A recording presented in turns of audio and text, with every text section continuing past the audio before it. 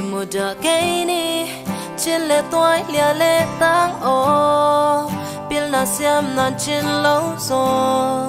so bằng bay thấy tê hi khang một đợt cây ni tuôn xuân khác lại dòm hi hà nay lệ làm tên trên lâu rồi sil buồn băng lại thế hi khang xa phá thua con đã lệ đã không đi nuông lệ nuông không đi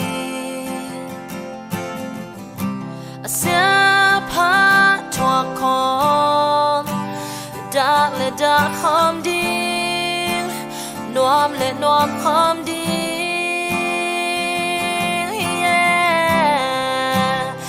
một đợt cây ni khăn lẽ khát kỹ ít ni